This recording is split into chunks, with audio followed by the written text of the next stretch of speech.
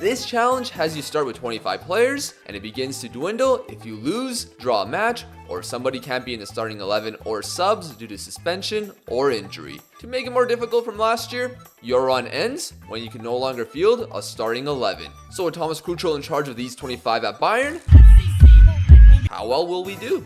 Using this formation, wait, where have I seen this before? Frankfurt was the opener, and man, I love seeing the Bundesliga lineups. It also feels nice seeing best friends getting along, as Mane and Sane scored our first goals. I'm tired. It'd eventually be a comfortable win, but Musiala gone from the challenge. Don't you fear though, Coleman was the perfect replacement, grabbing a brace at home to Wolfsburg, along with the BFFs. Sane and Coleman continued to cook versus Bochum, and the same goes for Muller, who also scored and got the sole goal versus Gladbach. We rotated a little away to Union Berlin, but that didn't change the results. Coleman and Sane both scoring for a victory. A perfect start to the season before entering the gates of hell. This save was done on the 2022-23 schedule, which means there's a World Cup and a game every 3 or 4 days. This is where the challenge begins to ramp up. Regardless, with a group of Benfica, Olympiacos, and Juventus, it should be fine. That's exactly how it started, with Benfica receiving the smoke thanks to the best friends and Cancelo making a great run. The problem? Another injury. This time to Serge Gnabry. At least it wasn't Leroy Sané, who was on fire, getting more goals at home to Stuttgart. Then, in what was supposed to be a simple Champions League fixture versus Olympiacos, it turned into a back and forth encounter that shifted to the Greek side. A header from El Arabi was flubbed up by Neuer, and not long later, a corner to Pape Cisse's noggin made it 2. This was not the game I expected to lose, but chances were squandered and Coleman got injured. It doesn't matter how, a loss is a loss, meaning we lose 3 players from our starting 11 with the worst match ratings. Cancelo, Blind, and Mane are gone. Best friends forever, no. Neuer? Oh no! With Blind and Mane on the same rating, a tiebreaker needs to happen. Alphabetical order. Get the hell out, Blind. I use the editor to terminate the contracts, but if you want to try this out, you can just send them to the reserves or something. It's starting to look thin, and this was the best team we could field. And out of nowhere, we responded right after the half with Choupo and of course, Sane. When it seemed all good, oh no, Jan Sommer, you dumbass! Who spit on the... De Maguire? Huh, this isn't good. De Ligt, Mane, and Sommer are gone. How has Upamecano survived before De Ligt? This is where the run basically ends because with the schedule in October looking like this, our thin squad saw us draw 3 and lose to Dortmund in the cup thanks to an 88th minute goal from Malen. These were the guys that survived, but since we can't start with 9 players, we failed. The aim is to survive the season and win as much as you can, so let's keep trying. Since replaying everything would probably drive me insane and take so much time, the matches we've already shown will be played by using an instant result button. I have this because of the skin I have, which I'll link in the description. We're winning every single fixture until Augsburg. The results in October though were not great. Leverkusen were beaten, but Sporting defeated us, then they drew us along with Dortmund. Thankfully, we overcame our German Cup demons, but we only had 13 players remaining due to these dropped points and injuries. Speaking of those, before a game, if the injury is orange instead of red, they can continue on. However, with Kimmich having to play center back, things weren't ideal against Hoffenheim, and we couldn't hit the net. A 0-0 draw meant Sabitzer got sent packing. Down to 12, Barcelona was next, and with it being 1-1, we'd survive another day until Thomas Muller got injured. So with uncertainty looming, we had to win. The problem? Muller's replacement was Nubel, a goalkeeper. We chucked him up front, and he actually scored. I swear you'll never see anything like this ever again! But with 10 minutes left, Pedri equalized, seeing the match end in a stalemate. Kimmich was eliminated, and Muller's injury was run-ending. Getting through October is definitely the toughest part of this challenge. In run 3, despite everything going almost perfectly with the results, we had Barcelona in those spots. The first one saw Lewandowski haunt us. In between was Dortmund, which we won, but Kimmich got sent off. However, he's not suspended for the Champions League, so he can play. Touche, FM. We ended up losing that, and with a bunch of injuries, this run would end as Stanisic had to play in net. Once you arrive in November, the World Cup break isn't far away, but you have to deal with 4 fixtures in less than 2 weeks. In run 4, we failed in the last match. Run 5, I gave up after losing 2 of the first 4 games. Run 6, I prefer not to speak. Run 7 ended in the October gauntlet with 2 losses to Liverpool. Finally, run 8 had 12 players in the middle of October, and I didn't fancy it. So, run 9 had us finally return to November. Only 2 losses and 2 draws, resulting in these 8 eliminated. But since this challenge is more difficult, we allow transfers in January. However, instead of buying who you want, let's try to do something similar to a Pokemon Nuzlocke. In those, when you go to a new area, you can get a new Pokemon, but you can only catch the first you see. With the recruitment focus we have in FM, we can send scouts to certain areas, aka countries. So the rules? Once your scout brings you the players based in the area, you can only sign the one on top of the list. By the first match versus Freiburg, we brought in Declan Rice, Jude Bellingham, and Marco Asensio. Don't worry about the cost of installments spent. If you bankrupt Bayern in the future, you won't be there to see it. Those additions helped, as they obliterated Freiburg 6-0. With Leipzig in 2 weeks, only Otamendi joined. Bayern begins with 4 scouts, so I eventually brought in more, but they weren't giving me results as quickly in other countries. With 19 players because of Bunasar's injury, who wanted to leave anyways, Leipzig was next. They were close to us in the table, and it showed. These opportunities eventually led to the opener, where Timo Werner somehow chipped our keeper with his left foot, and actually stayed onside. Too many haters. Post to halftime shouting, Gnabry was able to equalize. To avoid losing any men, we pushed further on, but unfortunately, Sane smacked the bar. Then, against the run of play, a clearance led to Leimer sending it right back over to Andre Silva, who took the lead. I was stunned by De Ligt's positioning, but that wasn't as bad as Sommer forgetting what hands are.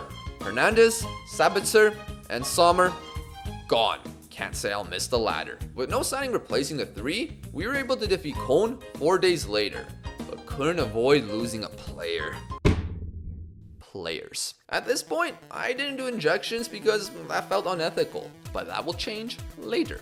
For Frankfurt on the 28th, Todibo and Moreira replaced the outgoings. As the Frankfurt match started, I needed to fill up my water in order to manage a full 90. But when I came back, all I saw was celebrating from Muani. At least our new signings were able to connect for a goal. Todibo's defensive partner, on the other hand, had no idea where he was going. Down by 1, we kept getting closer for an equalizer.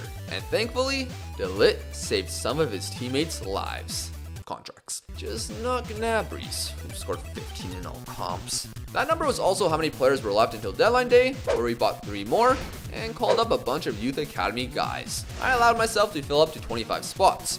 You could say that's unfair, but so is this challenge. That doesn't matter though, because I lost to Werder Bremen in the cup and was so pissed off that I didn't go back for this for 3 whole months. Even weirder, I scrapped that old run to do a new one, and it failed in October. However, with a whole transfer window happening in between, I thought, yeah, I want Harry Kane. So I decided to do another run with Bayern's transfers being made as of August 28th. So we still have Gravenberch, and we didn't miss out on Painha. The list of 25 were these guys. And with Harry Kane, we lost the first game 2-0. Now this is more like it, but some results led to exits. A pen in the 77th minute to Stuttgart led to Mazraoui's goodbye.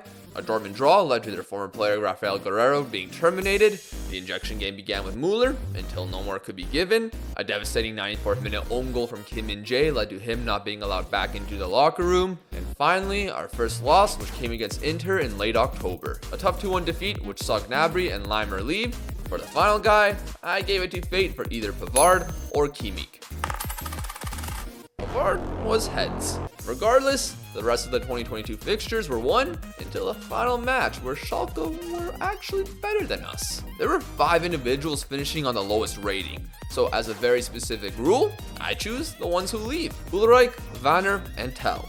At the break, we survived with 14. Luckily, the injuries weren't too bad, especially with me resting the boys after every match so they can't get torn down in training. Although, we'll need to do a better job on transfers. So who came in? Our director of football recommended us Shrutalo, then our scouts got us Pedri, Declan Rice, Lucas Toussaint, Umar Soleil, Angelo of Santos, Nuno Tavares, although I kind of had to cheat. I got him through the French scout because he was playing for Marseille, but owned by Arsenal, and had to use the editor because I got cheesed. Continuing on, Nicolas Otamendi, Lucharel Gertruda, and David Ayala. We almost got Milinkovic-Savic, but didn't have enough money. We probably destroyed Bayern's long-term budget. Hey, at least we won all the games in January, and we added Ayub Aydin from the academy to fill the 25 spots. On to the German Cup, where I gave up my previous longest run. It was against a second division side in Dusseldorf, so I gave a lot of the new signings a chance to showcase themselves. That is not good. We at least responded right away with Angelo. However, on their second attempt on goal, Dusseldorf scored again. Gertruda has been brutal, and now I'm actually worried. He's been brutal. He's been at fault for the 2 goals. What the f is going on? I was baffled and brought in more reliable players at halftime, but their keeper and defense were lights out. Thankfully, we could rely on Angelo for our second. By the last 10 minutes, our opponents still hadn't gotten another shot. We had Bunassar smack the bar, Kane stopped from point blank range, but in the 90th minute, Angelo equalized. So I thought. So we lost in the 3rd round, again, which is worse than in real life. When I originally started this, I wanted to at least do what Bayern did in real life. But I'm not spending 2 hours again on transfers. Those who were tossed out were Daniel Peretz, Choupo-Moting, and Toussaint. It's beyond me how Gertruda survived. A new problem I ran into was the Champions League registration. You can only have 3 new signings added, and a minimum squad size of 15 players and 2 goalkeepers. Losing Peretz last match meant we had 1 keeper, and I couldn't get it up to 15. But I eventually got it to work. Unfortunately, that meant several players were pissed that they weren't registered, but I promised them they'll be in it next season. If they're here. Returning to action with our best lineup, we were back on track. Kane learned how to score again, and Wolfsburg got a red card, but 2 players got injured. Coleman got a knock from the red card challenge, and Musiala had to endure the injection game. Then his agent demanded a new contract? This isn't the time for that. Next up was Bochum, with an injected Musiala getting an early winning goal, and another needle after the final whistle. Some rotation came against Gladbach, and what are you doing, Neuer? Kane would respond with a ridiculous weak foot strike, and would find a second before halftime. Unluckily, Gladbach responded with an insane cross to equalize. Then the second half rolls in. Sarr loses the ball, and all I can say is, idiots to the left of me, bozos to the right. Here I am, stuck in the middle of this shit. Kane then misses a big chance, but Gravenberch gets one back with 20 left. We did need luck, as Otamendi casually allowed Thuram to hit the post. With little time remaining, Kane found Coleman, and he messed it up. As is tradition with Gladbach versus Bayern. We lost Soleil, Nuno Tavares, and either Neuer or Gertruda. Easiest decision of my life. With another injection from Musiala, the Champions League arrived with Barcelona. The same rules apply for each specific result of the leg rather than the overall aggregate. So we can lose players if we don't win this first match. Would it be better to be eliminated in order to survive the season? I don't know, because I thought we were going to advance. It's the history of Barca versus Bayern. Pedri went on to score the opener. On the other side, Bayern's former star Lewandowski would miss a pen, and despite him scoring late, we were able to get a second just prior to win the fixture. Then confusion arose. We could no longer inject Musiala, but the injury was 10 to 12 days and was orange, so I thought the injection game worked. However, below, it showed it being red, and he was supposedly out for 2 to 3 months. That was confirmed when we played Union Berlin. I was confused. Did FM just lie to me? Regardless, thanks to Sonny's brace, we defeated Union and won 2 more before the second leg versus Barca. It was away, and bro Davies, how did you miss the ball there? And Kessie would score 2. Luckily, Sonny was able to speed forward and equalize the aggregate, but we're still losing the fixture. I thought we'd have an easy time with Iñaki Peña starting, but I was wrong. It went to extra time, and leaving Lewandowski wide open would eliminate us from the Champions League. Davies, Coleman, and Harry Kane. How did both my strikers not perform? That means we have 15 players left with 10 to play. We can only lose once and draw once. Or 4 draws. There were still difficult matches with Leverkusen and Dortmund up first. The former were in Leverkusen mode with the whack goals they conceded to us. However, in the last 30 minutes, they were the better team and got one back. But we survived. Then Ayub wanted to play the injection game. Against Dortmund, it was simple enough, with Goretzka getting a brace and a 2-0 victory. Although, that Kimi yellow card would be his 5th of the season, meaning no! He's suspended and gone from the challenge. 14 players left. Freiburg was a fantastic attacking display that actually saw us finish our chances. Despite Gregoric opening the score, we responded with 5 of our own, including 2 from Pedri. Nothing negative of note, and Aiden was doing well with the injections and no longer needed them. Hoffenheim right after was a tad tense after Goretzka's opener, as a single mistake could put us in a worry of trouble. Thankfully, we kept the clean sheet and moved on to Mainz. Here, we got an early goal from Sané, and I thought the floodgates would open. Instead, we saw Angelo 58 yards offside. Where's the line?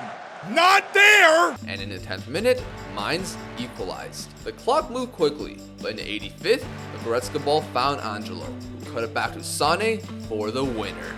These are getting too close. And Hertha was the same. 0-0 for the longest time, but in the same minute as last game's winner, Gravenberch found Goretzka for a tap-in. We got another from Angelo for a 2-0 win. 4 matches remained, and there was a Sané injury scare, but he recovered enough by the time we squared off against Werder Bremen. It wasn't a good start though, as Füllkrug smashed in a header, and he continued to be a threat. It was still within reach until after the interval, where everyone decided to ignore Bittencourt for Bremen's second. It's not like we didn't create chances ourselves. Angelo balled a pair of huge opportunities, dropping him to a 5.9 rating, but he got another chance. Angelo, you're selling. Werder got a third late, with Stark jumping above. Who else? Angelo. One of those games that came at the worst time, and the players gone were obviously Angelo, Otamendi, and Neuer, meaning we have no keepers. 3 games left, and we can't even draw a match. After some extensive research, Ayub was chosen as the goalkeeper. There's good defenders in front of him at least, and we were playing Schalke, so we obviously won 3-0. However, this next one had me worried. But sharpshooters like Szoboszlai, Emil Forsberg, and Kunku and Dani Olmo, if they place it on target, it might go in. We needed luck, and Timo Werner being offside. No. However, we created the first opportunity when Keely, playing in the inverted wingback role, kept chugging along until he saw wide open Goretzka.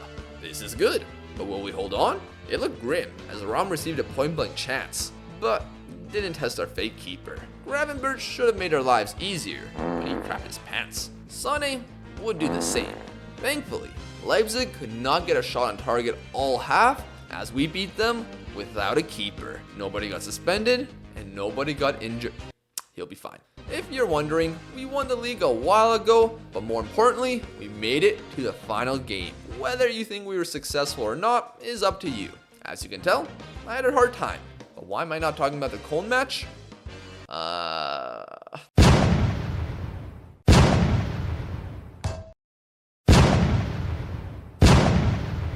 You can guess who wouldn't survive. These 8 were the final ones to remain.